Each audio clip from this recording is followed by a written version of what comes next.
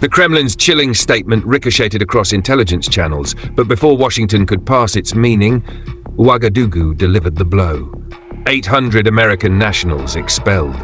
Diplomats, security contractors, NGO operatives, gone in a single calculated move by Captain Ibrahim Traoré's government. Welcome to the Black Post, your frontline source for unapologetic global reality. America must never dare to provoke Burkina Faso. Putin's warning.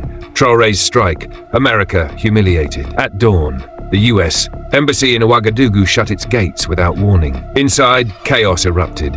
A sealed letter, hand-delivered and signed by Traoré himself, left no room for misinterpretation. In the interest of national security, the government of Burkina Faso orders the immediate expulsion of all 800 US personnel operating under diplomatic, security, and development cover. This wasn't a purge, it was a surgical strike. Every individual was tagged, tracked, documented. Military contractors embedded near sensitive defense zones, USAID-linked agents with suspicious comms, health workers with unexplained access to restricted fuel depots. Burkina Faso's intelligence services had done their homework. Encrypted phone logs, drone activity disguised as environmental surveys, repeated incursions near black sites. And the crown jewel? 12 confirmed CIA operatives, experts in psychological warfare, exposed. By the time Washington demanded answers, it was too late. Borders sealed, surveillance teams deployed, embassy staff boxed in. Outside, protesters flooded the streets. No more spies. Langley, go home. Washington is stunned. What began as whispers of Traoré's growing alignment with Moscow has erupted into an undeniable rupture in West Africa's strategic landscape. He just slapped the Pentagon in the face, admitted a US, though official, under condition of anonymity. For the Biden administration, the question now is whether to escalate or retreat. One thing is crystal clear. Burkina Faso isn't just breaking from US influence. It's defying an empire. And in Traoré's words, sovereignty isn't negotiable. The diplomatic world reeled when US Deputy Assistant Secretary Will Stevens landed in Ouagadougou on May 27, 2025, bearing conciliatory words from President Trump. Just weeks earlier, General Michael Langley had stood before Congress, smearing Captain Ibrahim Traoré as a dictator plundering Burkina Faso's reclaimed gold. Now, in a humiliating about-face, America was extending a hand, but why? The answer lies in Traoré's unyielding defiance. From Russia, he blasted Langley's lies, exposing how Western corporations like Barrick Gold once bled Burkina dry. His demand for accountability forced Washington's retreat, a rare, grudging admission of overreach. This isn't diplomacy, it's surrender. The revolution has spoken, and even empires must listen. The message was deafening in its silence when US Envoy Will Stevens arrived in Ouagadougou. Captain Ibrahim Traoré, the fiery heir to Sankara's revolution, refused to meet him. No theatrics, no grand speeches, just a deliberate, thunderous snub that shook the halls of Western power.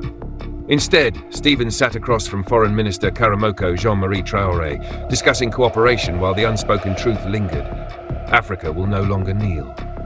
This was no mere diplomatic slight. It was the Sahel's revolution crystallized. Burkina Faso, Mali and Niger united under the AES alliance, expelling French troops, tearing up exploitative deals and forging new partnerships with Russia and China on their own terms. The colonial playbook is burning. The Sahel is rewriting history, and the world is watching. The Sahel burns with revolutionary fire, not of destruction, but of rebirth.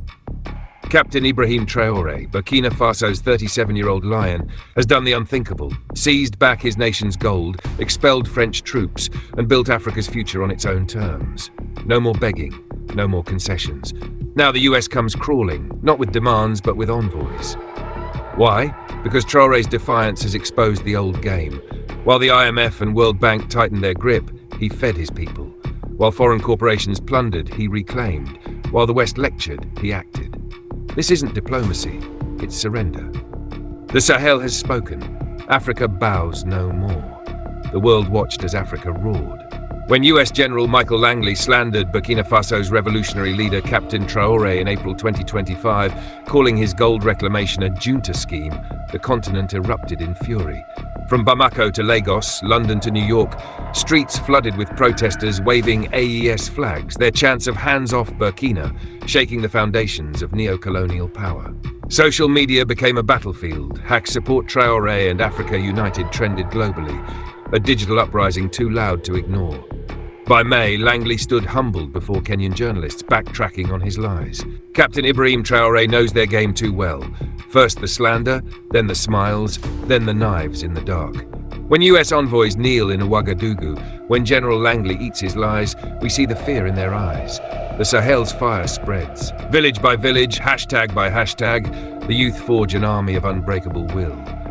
This is war, not with bullets, but with wheat fields rising where mines once bled the earth. Not with tanks, but with textbooks reclaiming stolen history. The ancestors whisper homeland or death was never a plea, it was a promise, and Burkina Faso is keeping it.